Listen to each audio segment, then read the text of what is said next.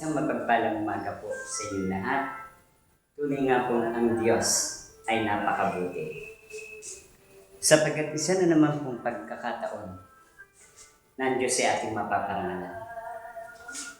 Sapagkat sa araw po ito, ay dito niyo po matututunan ang kalagahan po ng ang Diyos po ay naghahari sa ating puso. Dear brothers and sisters, ibinakikita po sa atin ng Panginoon na matapos mong pagsisihan ang lahat ng mga kasalanan at tinanggap ang Panginoong Jesus bilang Panginoon mo at sarili mong tagapagligtas, ay binibigyan po tayo ng kanyang kapangyarihan. At ito po ay ang Espiritu ng Diyos na makikipag-dwells o makikipag-ugnayan sa ating Panginoong Kristo. So, nakikita po ng Diyos na ang kalagahan po ng Espiritu Santo na ito'y dumating sa buhay po natin. Ito po isang kapangyarihan.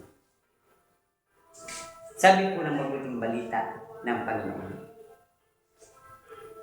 kung napupuot, sabi po ng John 15 verse 18, kung napupuot sa inyo ang sanlibutan, dapat ninyong malaman na napupuot ito sa akin bago pa sa inyo. Kung kayo sa sanlibutan, ibigin kayo nito bilang kanya, ngunit yaman hindi kayo sa sanlibutan, kundi pinili ko kayo. Mula rito, ito'y napupuot sa inyo. Alalahanin ninyo ang sinabi ko sa inyo, walang aliping higit kaysa sa kanyang Panginoon. At kayo inusig nila o usigin din nila kayo kung tinutupad nila ang aking mga salita, tutuparin din nila ang salita ninyo. Ngunit ang lahat ng ito gagawin nila sa inyo dahil sa akin, sapagkat hindi nila nakikilala ang pagsugo sa akin. Kung hindi ako naparito at nangaral sa kanila, di sanay silang makasalanan. Ngunit ngayon wala na silang may dadahilan sa akin kasalanan. Ang napupuot sa akin ay napupuot din sa aking Ama. Kung hindi ako gumawa ng sa gitna ng kanilang mga kailanmay, hindi nila nagawa ni naman. Di sanay wala silang kasalanan, ngunit sa kanila ang aking mga gawa. At sa kabila nito, kinapuputan nila ako at ang Ama. Dapat mangyari upang dapat nasasad sa kanilang katusan na napupuot sila sa akin at walang kadahilanan, Ngunit patnubay ng Espiritu Santo ang katotohanan ay paparito mula sa Ama at susuwin siya sa inyo dahil sa buhat sa Ama at siya ay nagpapatuto tungkol sa akin at nagpapatuto rin kayo tungkol sa akin sapagkat pasimula pa'y kasama ko na ang kayo. Sinasabi ko ito sa inyo upang huwag kayong mawala ng pananalig sa akin sa pangalan ni Jesus. Dear brothers and sisters, kadalasan po ang pagiging malapit mo sa Diyos, marami pong nagkukutya na baka masira ang ulo mo. Marami nagsasabi, kailangan gumawa ka. Na hindi lang puro dasal, hindi lang puro salita ng Diyos, kundi kailangan magtrabaho ka para kayo mabuhay. Marami pong nagsasabing gano'n. At ang sabi po dito ay, kuminsan, kinakubuutan pa tayo sa bawat ating sinasabi. Pinapahayag natin ang salita ng Diyos, pero nagagalit pa sila. At sila'y walang panahon ang marami na makinig ng salita ng Diyos sa kagaya nating nangangaral. Ngunit dear brothers and sisters, sinasabi pa dito, inuusigin kayo sapagkat ako'y inusig, sabi ng Panginoon. Nakadalasan wala na tayo po, naghahayag lang tayo ng salita ng Diyos. Pero minsan po, nakakaranas pa tayo ng pag-uusig sa ating pamilya, sa ating mga kaibigan, sa ating kapwa-tao. Ngunit, hindi nila kasi naiintindihan ang mga bagay na buhat sa langit, buhat sa Panginoon. Kung kaya't ibinakikita sa atin ng Diyos ang mga bagay na ito. Ngunit sabi niya, huwag tayong mababahala sapagkat ang patnubay ng Espiritu Santo ng katotohanan ay paparito sa Ama ay paparito mula sa Ama, at susuguin ko siya sa inyo, buhat sa Ama, at siya magpapatotoo tungkol sa atin, sa Kanya. So, ibig sabihin po, lahat ng ating sasabihin ay ito po ay nanggagaling sa Ama, sa pamagitan ng Kanyang Espiritu Santo na sumasatin. Sapagkat wala tayong ibang sasabihin at wala tayong ipapatotoo, kundi ang lahat ng iyan ay manggagaling sa ating Ama, sa tulong at kapangyarihan ng Espiritu Santo, na siyang nangungusap sa bawat isa sa atin. So, dear brothers and sisters, ipinakikita po ng Diyos na ang bawat isa sa atin po, once na tinanggap mo ang Panginoong Hesus bilang Panginoon at tagapagligtas, marami ka na pong struggle na mararaanan. At kadalasan kung mahina-hina ang iyong puso, ang iyong kalooban, ikaw ay makagagawa po ng salita na hindi tama. Na kapag mahina-hina po ang iyong pong pangunawa at pagpapasyensya, ikaw po ay magagamit.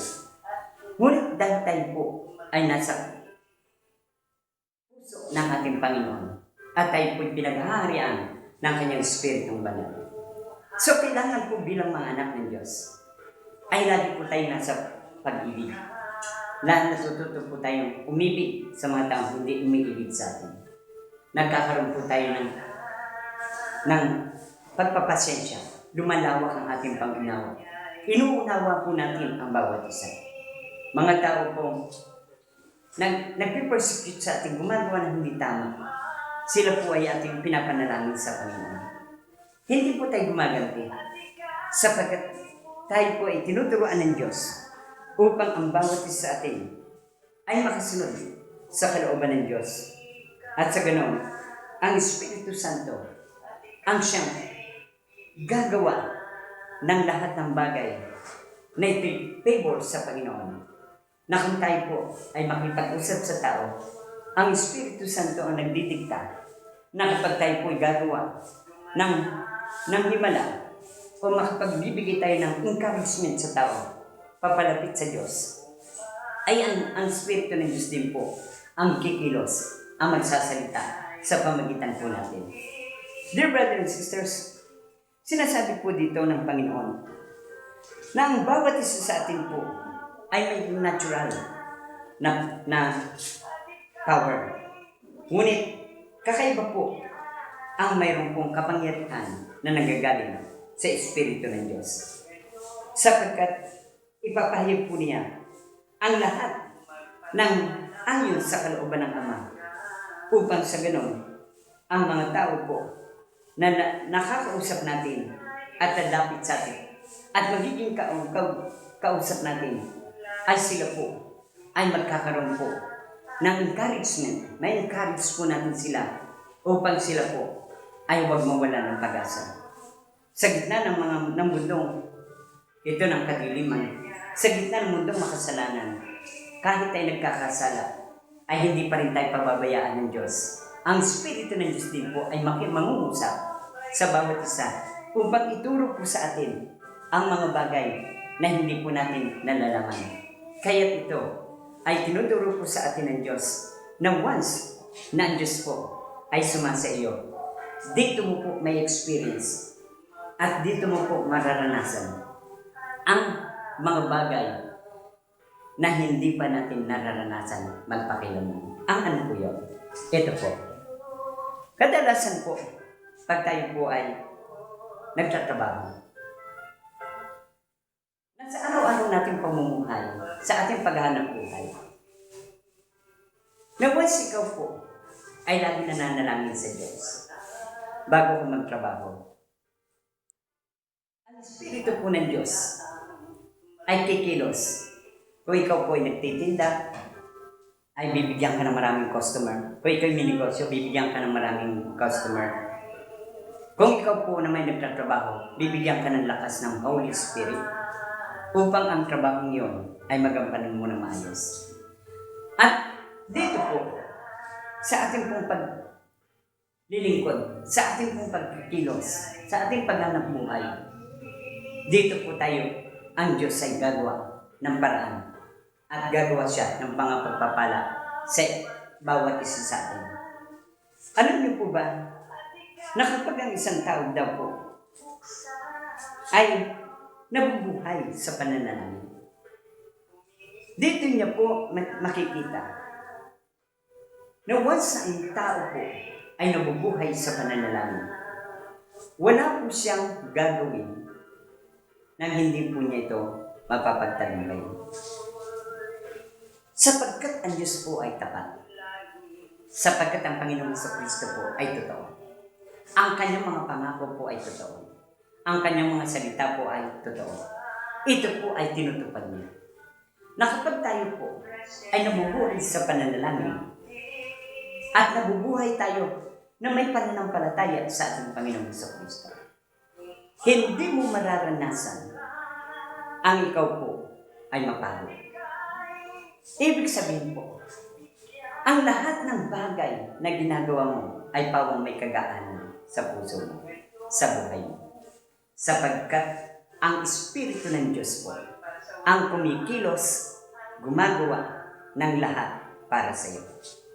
So, pinakikita po ng Diyos, ang nais lamang po ng Panginoon, ang buhay at pamumuhay natin, dapat tayo ay nakasurrender. Ang ating buhay at pamumuhay sa Diyos. Kung bakit po, ibig ng Diyos, na ito po ay surrender natin sa Kanya. Sapagkat ang Diyos po ang lahat ng kikilos, ng lahat ng bagay para sa kabubuti natin. Pero kung hindi po natin na isusurrender ang ating sarili sa Diyos, at gagawa ka na sa sarili mo, ikaw po ay mapapagod.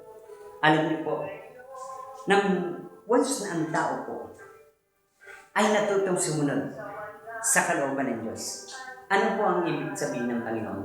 Lagi daw po tayong manalangin. Na kapag ikaw po ay laging nananalangin sa Diyos, hindi ka po makakaranas ng mga sitwasyon na tanging magpapabigat sa buhay mo. Sapagkat mayroon ka pong kasama at ito po ang Espiritu ng Diyos na lagi pong gumagabay at pumapatnubay sa iyo at hindi kanya pababayaan at iiwan. Sapagkat naniniwala tayo at sumasampalataya na ang ating Diyos, ang ating Panginoong Hesus, ang sa atin po ay sumusubaybay at gumagabay sa pamagitan ng Espiritong Banal na sa atin po ay kumikilos upang tayo po ay magkaroon ng katuparan ang lahat ng ating pong mga pangarap sa buhay. Mga kapatid, ibinakikita po ng Panginoon ang bawat isa sa atin na may pananampalataya sa Kanya. Ito po ang sinasabi. Sa bawat isa sa atin ay dapat nabubuhay sa pananampalataya. Sapagkat kung bakit po sinasabi ng Panginoon na tayo nabubuhay sa pananampalataya, ayaw po ng Panginoon na tayo po ay nahihirapan. Ayaw po ng Panginoon na tayo napapagod.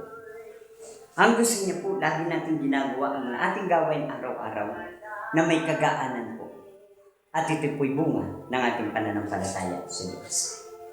Na kapag ang Diyos po ay lagi nating isinasama, lagi natin kasama, anumang bagay, anumang gusto, anumang trouble, anumang nakakasagupan natin, tayo po ay inililihis ng Espiritu Santo, ng Diyos. Sapagkat bakit?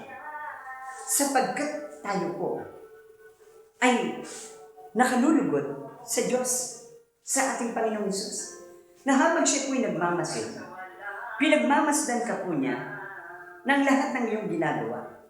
Na kapag nakita po niya na ikaw ay bago kumain, nananalangin, bago matulog, nagpe-pray, bago pagkagising sa umaga, nagpupuri, nagnanalangin sa Kanya, nagpapasalamat, ang Espiritu po ng Diyos ay hindi po aalisin sa bawat isa sa atin. Sapagkat marunong kang tumanaw ng mga utang na loob sa Diyos, sa ating Panginoong Kristo.